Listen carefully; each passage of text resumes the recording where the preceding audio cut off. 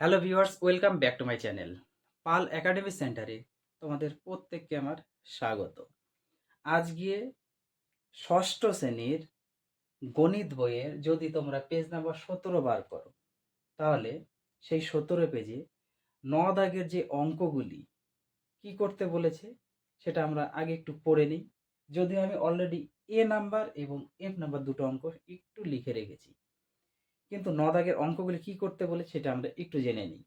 তোমাদের 9 দাগের এখানে বলেছে যে নিচের সংখ্যাগুলি মৌলিক উৎপাদকে বিশ্লেষণ করে লসাগু নির্ণয় করতে বলেছে। অর্থাৎ এই যে এ নাম্বার আর এফ নাম্বার, এই দুটো অঙ্ক, এই অঙ্ক দুটো করতে হচ্ছে মৌলিক উৎপাদকে ভাঙানোর পরে আমাদের লসাগু নির্ণয় করতে বলেছে। একদম সোজা।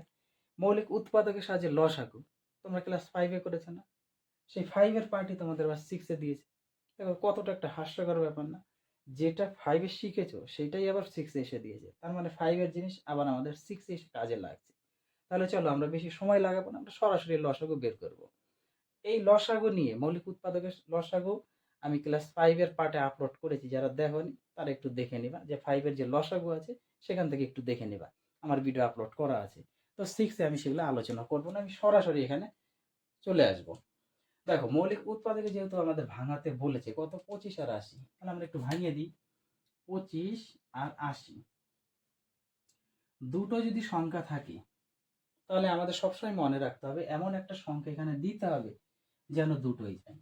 তার মানে এখানে 0 আর 5 যদি থাকে কোনো সংখ্যার শেষে, তাহলে সেই সংখ্যা দুটো 5 দ্বারা অবশ্যই ভাগ যাবে। এটা একটু মনে রাখবা।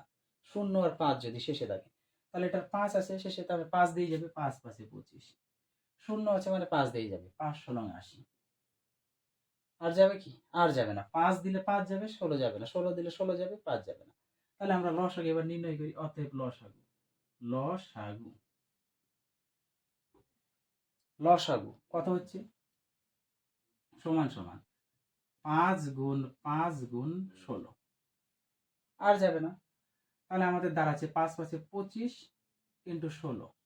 আর 25 ইন্টু 16 যদি আমরা করি, কত দাঁড়াবে জানো? 25 আর 16, 4 25 100, 8 25 200, তাহলে আরো 8 25 আছে, 200 200 400। যদি না হয় তাহলে তোমরা একটু গুণ করে দেখে নাও। 25 আর 16 একটু গুণ করো। 5 ছক 30, 0 হাতে আমার 3, 12 আর 3 15, ইন্টু 25 অক্ষে 25, 0 10-এ 0 হাতে আমার 1, 3 একে 4, 400। অর্থাৎ 16 25 হচ্ছে 400। তাহলে 25 এবং 80-র লসাগু হচ্ছে 400। এবার সরাসরি আমরা এই অঙ্কটাতে আসি। কত আছে? 32 40 84। এমন একটা সংখ্যা দেবো যেন দুটো যায় কিংবা তিনটে যায়। তিনটে সংখ্যা থাকলে দুটো গেলেও হবে বা তিনটে গেলেও হবে। তাহলে জোড়া সংখ্যা আছে মানে 2 দ্বারা অবশ্যই যাবে। 2 দিয়ে যদি ভাগ করি, 32 16, 40 করলে 20, 84 করলে 2 দিয়ে 4 দুগুণা 8, 2 দুগুণা 4, 42 হবে। আবার জোড়া সংখ্যা আছে মানে 2 দিয়ে যাবে। 8 দুগুণা 16, 10 দুগুণা 20, 21 দুগুণা 42। এইবার আবার 2 দ্বারা দাও, অবশ্যই যাবে 2 দিয়ে। 4 দুগুণা 8, 5 দুগুণা 10 আর 21। 21 যাবে না, বসে যাবে। আর যাবে? যাবে না। 4 দিলে 4 যাবে, 5 যাবে না, 21 যাবে না। 5 দিলে 5 যাবে, 4 21 যাবে না। 21 দিলে 21 যাবে, 4 5 যাবে না, তাহলে যাবে না। অতএব আমরা লিখতে পারি, অতএব নির্ণীয় নির্ণীয় লসাগু।